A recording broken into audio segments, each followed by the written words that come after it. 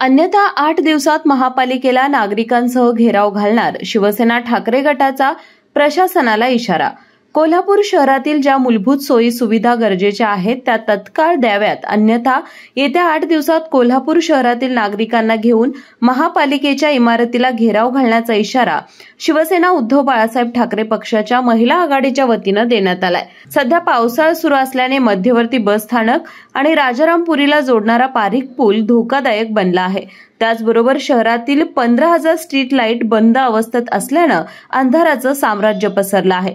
नाले सफाई नसल्यानं रस्ते जलमय होत आहेत। 100 कोटींचे रस्ते धुवून गेले आहेत। अशा अनेक प्रश्नांबाबत महिला आघाडी जिल्हा प्रमुख प्रतिज्ञा उत्तरे यांच्या नेतृत्वाखाली आयुक्त के मंजुलक्ष्मी यांना निवेदन देण्यात आलं।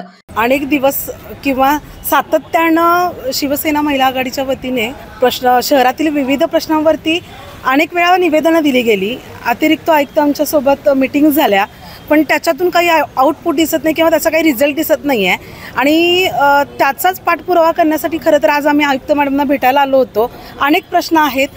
शहरातील पारीख पुलासारखा मोठा प्रश्न आहे, अमृत योजनेतील झालेल्या कामांच्या बाबतीत असेल, स्ट्रीट लाईटचा मोठा मुद्दा होता, असे अनेक, शिवाय स्वच्छतागृह असतील, असे विविध प्रश्न घेऊन आम्ही ह्यापूर्वी निवेदनं दिलेली आहेत आणि इशारेही दिले होते। पण त्यांच्याकडून असं होतं की आम्ही लवकरात लवकर काम पूर्ण करू। अनेक टेक्निकली अडचणी त्यांनी सांगितल्या होत्या।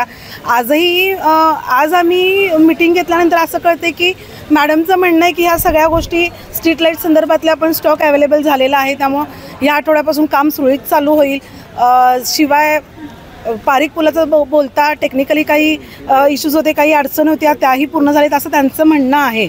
पण काय आहे, अनेक वेळा आम्ही शिवसेनेच्या वतीने निवेदनं दिली, नागरिक म्हणून कळकळीने विनंती केली, पण त्याच्यावरती प्रशासक तेवढं गंभीर दिसत नाही आहे किंवा त्यांची सिस्टीम बरोबर नाही आहे। त्यांच्या पदाधिकाऱ्यांशी असलेलं एकमेकांशी कोऑर्डिनेशन याचीही कुठेतरी कमतरता दिसते आणि खऱ्या अर्थानं प्रशासनानं हे जाणलं पाहिजे की नागरिक कळकळीने सांगतायत, काहीतरी अडचणी होतात, कुठेतरी प्रशासकीय अडचणी आहेत, सभागृह नाही आहे, नगरसेवक नाही आहेत, त्यामुळे ह्यात गांभीर्यानं लक्ष घालणं गरजेचं आहे, पण तसं होताना दिसत नाही आहे। पण पुढच्या काही दिवसांमध्ये जर हे पूर्ण नाही झालं तर शिवसेनेच्या वतीने, महिला आघाडीच्या वतीने, संपूर्ण शहराच्या वतीने, शिवसेनेच्या वतीने एक मोठं आंदोलन आम्ही करू आणि ह्यांना जागं करू, अशी ह्या निमित्तानं मी या प्रशासकांना, आयुक्त मॅडमना एक सूचना देते। कोल्हापूर महानगरपालिकेच्या प्रशासकांना आज आम्ही भेटलो आणि त्यांना इशारा दिलेला आहे की जर का आम्ही आत्तापर्यंत दिलेल्या निवेदनाचे जर का तुम्ही कारवाई त्याच्यावर नाही केली तर पूर्ण शिवसेना महिला आघाडी अंगीकृत संघटना आणि शिवसेनेच्या वतीनं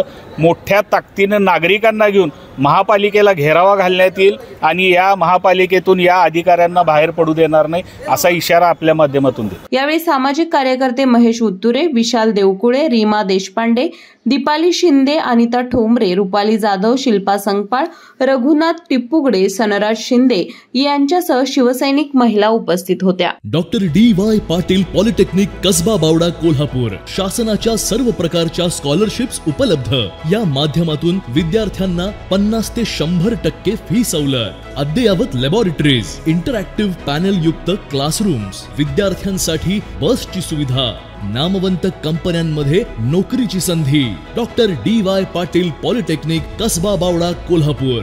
अशाच नवनवीन अपडेट पाहण्यासाठी आमच्या कोल्हापुरी कारभार म्हणजेच KK न्यूज चॅनेलला सबस्क्राईब करा।